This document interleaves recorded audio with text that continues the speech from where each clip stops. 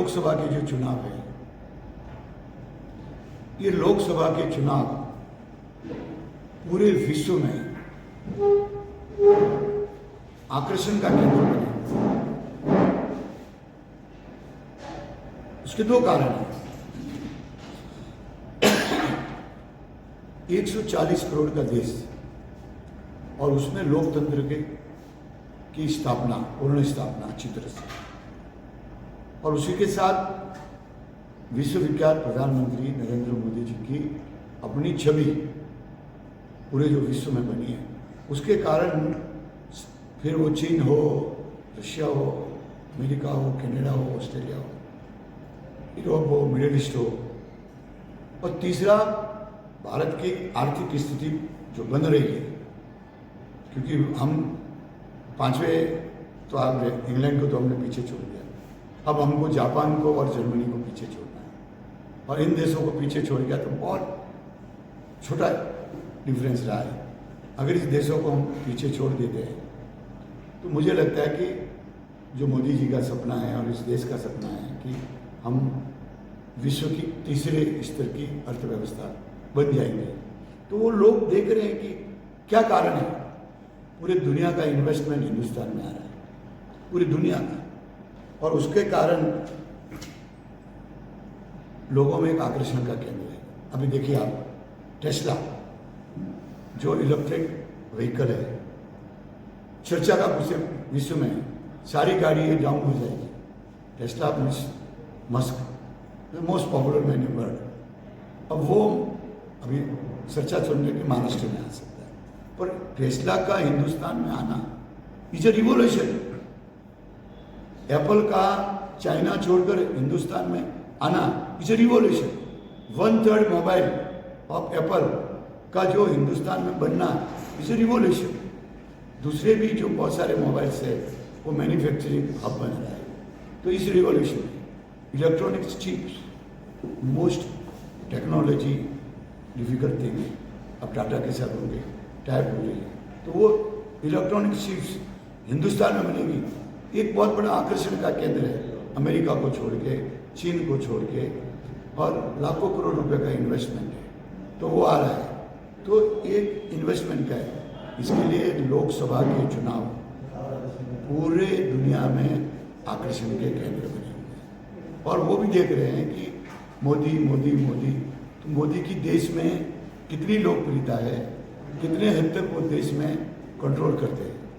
अगर मोदी जी अच्छी तरह से बड़ी संख्या में सीटें जीत कर आते हैं तो इस देश में स्टेबिलिटी और बढ़ेगी, और जब स्थिरता आएगी, स्टेबिलिटी बढ़ेगी, तो इंडस्ट्री कहाँ जाती है?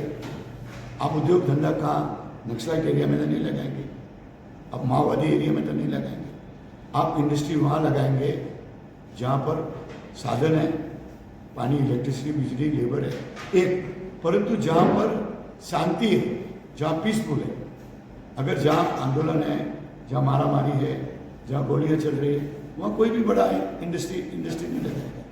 तो वो देख रहे हैं कि अगर मोदी जी तीसरी बार बड़ी ताकत के साथ 400 पार अगर स्टेबिलिटी आती है, तो मैं आपसे कहना चाहता हूँ कि हिंदुस्तान का नक्शा बदल जाएगा। और जो ये माननीय राहुल जी जो चर्चा कर रहे हैं, बेरोजगारी, महंगाई, ये सब मिथ्या है।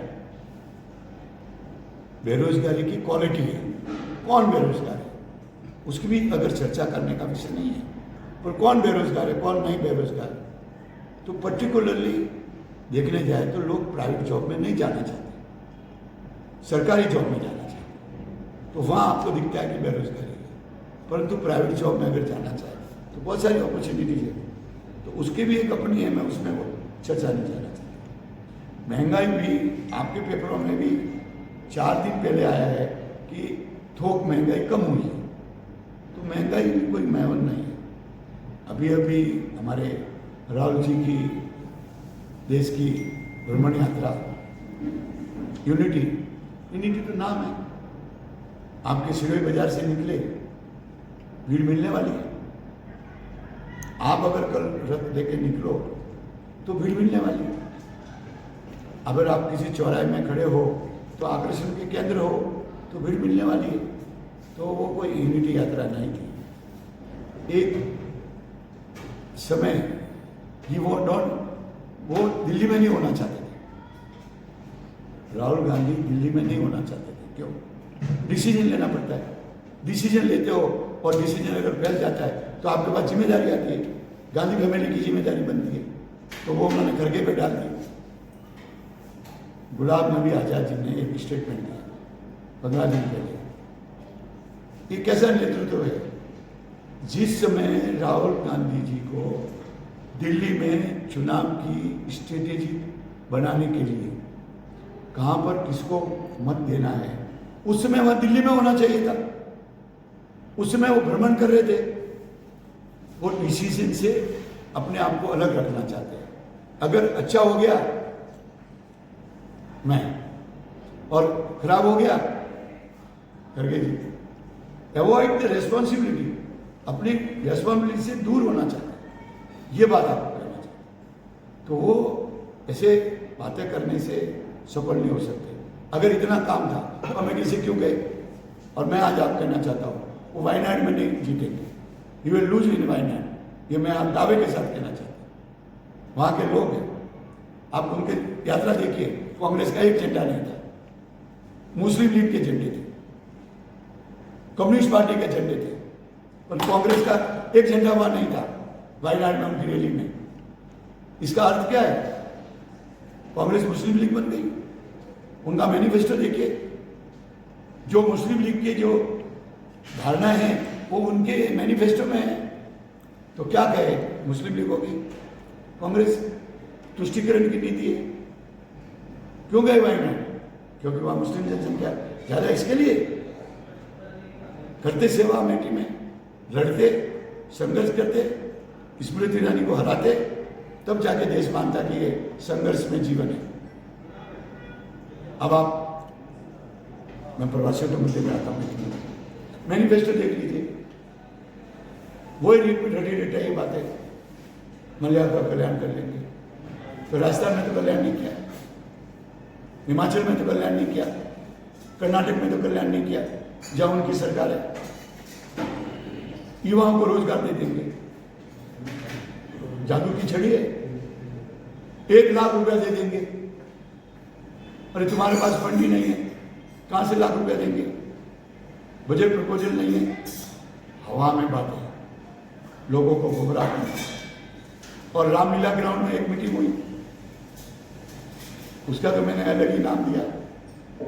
हमने पूरी स्टोरी पढ़ते थे, अली बाबा चालीस चोर, 40 नेता थे, उसमें आधा नेता जेल में गए हुए थे, आधे नेताओं के रिश्तेदार रहे जेल में गए थे। वो सोरेन की पति जेल में है, वो कौन संध्या उनके अरविंद केजरीवाल जेल में है। तो वो वहाँ स्टेज पर थे। फारूक अब्दुल्ला के विरुद्ध ईडी की कार्रवाई चल रही है, उनके बेटे के विरुद्ध ईडी की कार्रवाई चल रही है, ठाकरे जी के विरुद्ध ईडी की कार्रवाई चल रही है, किसी के विरुद्ध सीबीआई की कार्रवाई चल रही है। खुद राहुल गांधी जी जमानत पर है, सोनिया जी जमानत पर है। तो कुछ जमानत वाले, कुछ जेल में जाकर आए हुए, कुछ के ऊपर नोटिस बजे हुए, वो सारे लोग रामलीला में इकट्ठा हुए। और रामलीला की कैपेसिटी कितनी है? 1000। और वो उनकी थे ही नहीं, वो आपका वो अरविंद केजरीवाल, जिनको सुप्रीम कोर्ट ने बेल देने से मना कर दिया, चीफ मिनिस्टर जेल में से शासन चलाए। कभी हुआ ऐसा? सोरेन जी ने इस्तीफा दिया, मंत्रियों ने इस्तीफा दिया, उप मुख्यमंत्री दिल्ली ने इस्तीफा दिया। तो फिर ये अरविंद केजरीवाल इस्तीफा क्यों नहीं दे रहे? Direct connection with Goa election के साथ प्रूव हो गया है। वो सुप्रीम कोर्ट ने भी नहीं, ये नहीं माना कि वो निर्दोष है। सुप्रीम कोर्ट ने बोला तथ्य है, तो सुप्रीम कोर्ट ने भी जमानत देने से मना कर दिया। वैसे लोग वहां जमा हुए थे, तो पूरी तरह से फेल हो जाएंगे। आप एक प्रश्न पूछ रहे हैं कि बीजेपी की 370 कैसे आएगी? आएगी। तमिलनाडु में बीजेपी की सीटें बढ़ रही है, केरला में सीटें आने वाली है, और आंध्र प्रदेश में सीटें बढ़ने वाली है। तेलंगाना में सीटें बढ़ने वाली हैं, पश्चिम बंगाल में सीटें बढ़ने वाली हैं, आसाम में सीटें बढ़ने वाली हैं, ये आ रही। फिर बोलेगी 400 पार, 400 पार। जो हमारे साथ एलाइज है, एलाइज की सीट नायडू जी ने हमारे साथ आंध्रा में इलेक्ट किया, उनकी सीटें बढ़ेगी। हमारे साथ नितिन जी ने बिहार में अलायंस किया, उनकी सीटें बढ़ेगी। जिन्होंने हमारे साथ अलायंस किया है उनकी महाराष्ट्र में आपके एकनाथ जी शिंदे ने अलायंस किया, उनको 18 सीटें मिली है, उनकी सीटें मिलेगी। तो 370 और उसके ऊपर 400 पार, मतलब 400 पार 35 सीट का ही तो फर्क पड़ा है। एकनाथ जी शिंदे 10-15 ले आए, नितिन जी 15 ले आए, 30 तो हो गई। नायडू लाए, चंद्रशेखर बाबू नायडू आंध्रा से ले आए 10 सीटें, 40 हो गए। मतलब हम तो 405 से भी बाहर जा रहे हैं। इनको गणित समझ में क्यों नहीं आता? हमारी सीटें बढ़ रही है, चारों दिशाओं में नरेंद्र मोदी जी की सीटें बढ़ रही है। तो हम 400 पार आराम से जाएंगे, उसमें कोई कतनी में अंतर नहीं है। और परिवारवाद कैसे मिलेगा? अगर परिवारवाद होता तो लुम्बाराम जैसे कार्यकर्ता को मौका कैसे मिलता? परिवार खत्म होना चाहिए। अभी तो वो वाड्रा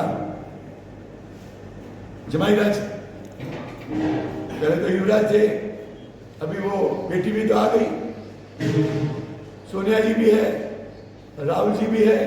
अब जमाई राज बोले मुझे मौका मिला तो अमेठी से मैं लड़ने को तैयार हूँ, तो जमाई राज भी आ गए।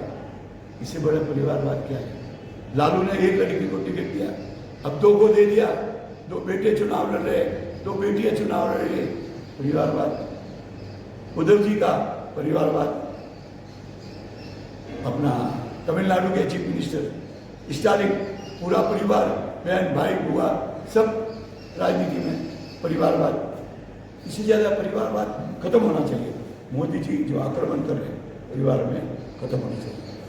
और अंत में मेरा मुद्दा प्रवासियों का, मैं प्रवासियों का अध्यक्ष हूँ और महाराष्ट्र में भी जो चुनाव समिति है उसमें मेरे पास 7 जिम्मेदारियाँ हैं। उसमें प्रवासी मूवमेंट की जिम्मेदारी मेरे पास है। 2 तरह के प्रवासी, एक प्रवासी आते हैं, एक प्रवासी जाते हैं। महाराष्ट्र से करीबन इस समय हमने स्टैटिस्टिक्स निकाला, सिर्फ महाराष्ट्र 70 लाख लोग से 1 करोड़ लोग महाराष्ट्र से जाएंगे। और मैं 30-35 लाख तो सिर्फ राजस्थान में ही आने वाले, उत्तर प्रदेश में 20 से 25 लाख, साउथ इंडिया में जाने वाले। तो हमने दोहरी नीति अपनाई है। एक तो जा रहे उनसे कह रहे जाओ, क्योंकि यहाँ 19 और 24 को चुनाव है, तो प्रवासियों को कह रहे जाओ। और दूसरा फिर चले गए तो हमारा क्या होगा? हमारे चुनाव जो है ना वो बाद की तारीखों में है, तो हमारा क्या होगा? तो हमने कहा जाओ और जल्दी वापिस आओ।